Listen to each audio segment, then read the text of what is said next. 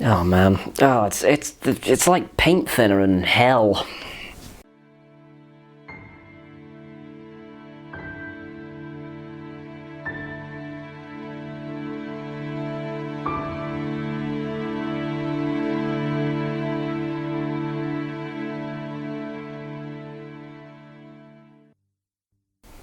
Having been resident in Scotland for over 10 years now, this had to happen eventually. This is a bottle of Commotion Lotion, or Wreck the Hoose juice, or other names are also available. I think a bottle of What the Hell Are You Looking At is also another name for this. This is Buckfast, notorious for its commotion-giving properties in Scotland and Ireland. Fun fact, there's two versions of Buckfast. There's like minor differences between the two. So there's one in the Republic of Ireland. I think I'm getting my islands right with that one. So that's something you do not want to screw up. Where it's in a brown bottle. It is higher strength but lower. No, it's higher caffeine but lower strength. And the green bottle version, which we get here in Scotland and other parts of the UK, is. Which way around did I just say? Higher strength, lower caffeine. I got that right. It's been like 6 goes to try and get that right. I could rattle off a load of facts about this, because there is a plethora of facts and figures when it comes to the criminal record that this has associated with it. Often associated with violent crime, this stuff. There's just a lot of linkages is the problem. I don't think it's that this stuff is some kind of magical potion that turns people violent. I don't think that's what's going on here. I think there's something else. But people have tried to kind of state that, oh well, this is the fault of specifically this stuff because people go for it. There's a good reason for that. It's commonly available in like off licenses and stuff like that, and you can get it in little bottles or you can get it in bigger bottles. It's high strength, high caffeine, cheap. It's the holy trinity of fuck-uppery. But you get the same problem with like Glen's vodka and other things of that nature. They've tried doing research on other drinks that are similar to this, and they haven't found like a correlation between sort of violent impulses and drinking high caffeinated, high alcohol booze. Because if you think about it, all the yummy mummies drinking espresso martinis should be glassing each other in Miller and Carter, or what's that bloody one, the Slug and Lettuce. There should be absolute actually there is absolute mayhem in those more often than not. But I think that's more the sugar rush from the porn star martinis than anything else, isn't it? But also another quick point that I want to make before we dive into this, and there's probably going to be people watching this being like, get on with it. I'll have put chapter points if you're being impatient, okay? So you can skip ahead of this if you want. We ain't on TikTok anymore, lads. This is, let's get the exact percentage right, 15%. This is 17%, this is a bottle of Madeira. Now, at first glance, they don't have a lot to do with each other than the fact they're both in green bottles. Whilst this doesn't have a caffeine content, it is also a fortified wine, which is basically what this is. This is stronger. It's also cheaper. But you don't get people getting absolutely waylaid on this stuff. Caffeine content in Buckfast is a little bit besides the point in a lot of cases, I think. I mean, maybe I'm wrong. Maybe a lot of people that drink it are kind of like, yeah, I like the fact that I get buzzed and fucked up at the same time. I think we're oversimplifying matters with this. I think it's more of an appropriation kind of a thing, in that this is something that is seen almost ritualistically to be as something that needs to be abused, rather than the drink itself inherently causing a problem. Because if people start tanning bottles of Madeira, or I don't know, they suddenly get a taste for Oloroso or something, because again, another cheap fortified wine that's available that tends to be around the same strength or higher strength. Plus, there are other high caffeine, high alcohol drinks out there that don't have the same effect, I suppose, for want of a better way of putting it, or certainly nowhere near as reported. So I think part of that problem is the fact that it's so ubiquitous with Scotland itself that sort of by correlation, the two are going to cross over. But anyway, we're not here to talk about the violent crime rates of Scotland. I've had this stuff before. I've not had it in many years, but I thought it'd be a bit of fun. Fun fact with this, actually, it is sort of one of the national drinks of Scotland, for better or for worse. It is. I'm sure Nicola Sturgeon, if she ever watches this, will be mortified at that fact. It is. It's part of the wallpaper, essentially. It's up there with Iron Brew and Tennant's. What was the point I was making there? Yeah, I've had it before. As a student, I have drank the stuff, and it's fine. It does the job, and that job that you're normally looking for it to do is get you a bit messed up. The fun fact with this stuff, actually, it's made in England. It's made down in the depths of England, sort of towards Cornwall, I think I'm right in saying. Do you know what? I should do one of my patented label reading sessions, shouldn't I? Devon, England, made by the Benedictine monks. Monks? There's plenty of bloopers in this. The name tonic wine does not imply health-giving or medicinal properties. Made by the Benedictine monks, Buckfast Abbey, Devon, England. There is something glorious about the fact that this stuff is made by monks and it's causing people to beat the shit out of each other. It's not a good thing, but it is kind of funny in a sort of not really funny kind of a way. You get what I mean, right? Bottled by J. Chandler & Co., Buckfast Limited, New Abbey House, Andover. Red wine based aperitif, 99.28%, high caffeine content, 30 milligrams per 100 gram, not recommended for children or pregnant or breastfeeding women, contains sulfites. It is also trying to encourage you to recycle this, which I will do when it is eventually finished. The only thing on the back is the drink responsibly, which again I think says a fair bit. This entire bottle is 5.25 UK units, which is comparable to some fashionable craft beers these days. So that's worth thinking about. There is a Scottish-made version of this. It's not related to Buckfast. It's another tonic wine. It's called Magnum. Nowhere near as popular. I just find that strange, that it's made in Scotland, but it's nowhere near as popular as the stuff that's made in England. Make of that what you will.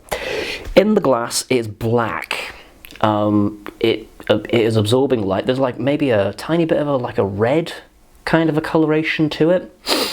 I've never really paid much attention to what Buckfast looks like, or smells like, or tastes like before, because whenever I've drank it in the past, it's been in a very...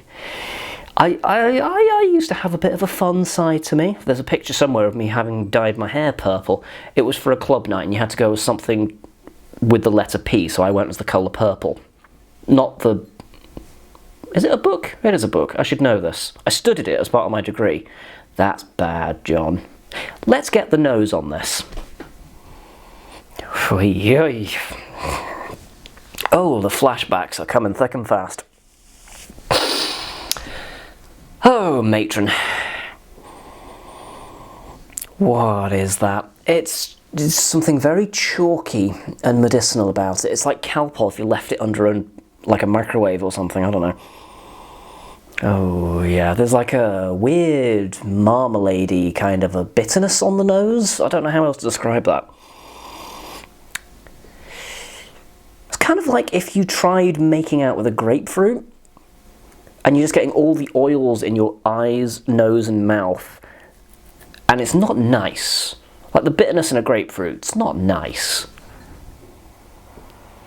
There's something really fusile about it as well. Something like of a chemical plant. It's just reminding me of like swizzle matlow chalky lollies and horrible like cough medicine. Yeah, I mean you're not drinking this for the sensory experience. Let's put it. Well, maybe you are. Yeah. There is nothing appealing on the nose, let's put it that way. It looks like the goop out of Prometheus, and it smells like medicinal death. So far we're 0 for 2. Here's the moment that 6 of you have been waiting for. Maybe I'll take the crown of unemployed wine guy. Yeah, it's not going to happen. Oh man, oh it's like paint thinner in hell. Yeah, okay, let's give it a go.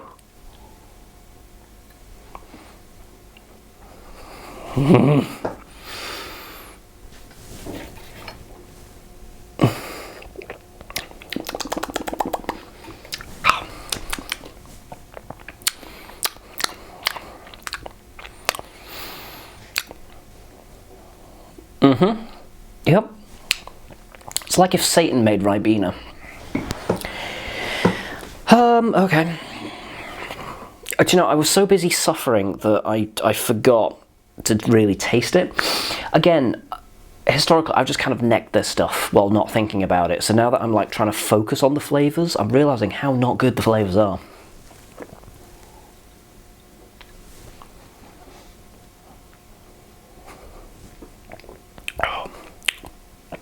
Okay, yeah.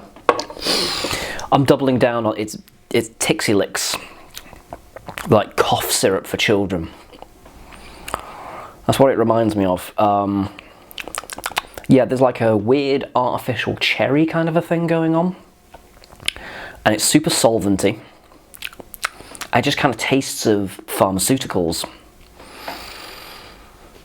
I can tease out like the rind of an orange if I really focus and will it, but beyond that there's like this chalky nastiness that does not endear itself to me in any way, shape or form. So I'm going to drink some more.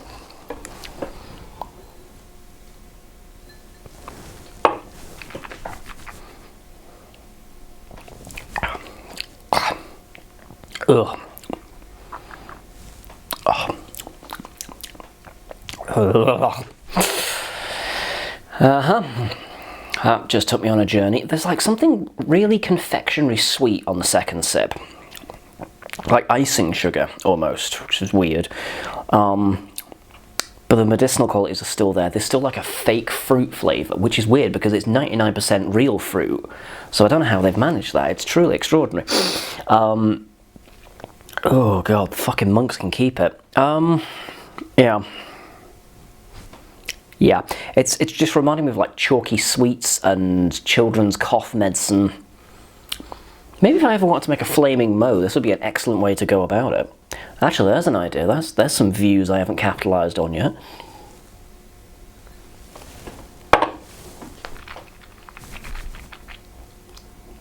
Oh. Yeah, it's like Ribena from hell. It's maybe a little bit blackcurranty. Tastes kind of like you licked a door. Not a nice door. Like the paint's peeling off a little bit and maybe, you know, there's like arsenic in the wood or something.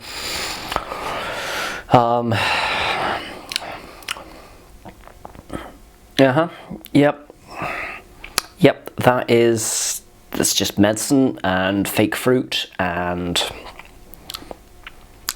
a little bit of pain in there. I'm not enjoying this at all. I have no idea what the fuck I'm going to do with the rest of this bottle. There's a reason I went for a half bottle, because I knew full well that having a full bottle of this in the house... I'm not sure if I'm feeling any more violent. No, just kind of sad more than anything else. Although it'll be interesting to see what this does to my productivity levels later on. I'll be simultaneously buzzed and hyped, I don't fucking know. But yeah, it's kind of like ingesting a crayon. It's one of those things that sounds like it's going to be more fun than it actually is, and then you've done it and you're like, okay, well, that was something we accomplished today. Let me know down below, have you beaten somebody up off of this? Or have you been glassed from somebody who's had too much of this? Have you used it in cooking? That's something that is actually happening. People are using this more in like culinary applications, because it gets people in, doesn't it? You know, like Buckfast ice cream or Buckfast pulled pork or whatever. Like, you know, it's, get your money's worth out of it, wouldn't you? Yeah. Let me know down below what I should do with the rest of this bottle. I might give that Flaming Moe idea a go now. I just need to overproof rum to make it... Yeah, that would work. Yeah, that would work. Ooh. Ooh, ooh, oh yes. It's about time I did something Simpsons related, whilst that steamed ham is still rolling along the tracks. What am I saying? What? Oh god. I think this is scrambling my brain. Thumb this video if you enjoyed it, and subscribe to the channel if you want to see a follow-up to this, because I feel like I'm not done yet. I mean, I feel like I should be done, but I fear that I'm not done, if you get me. I'm scared to put this down the drain.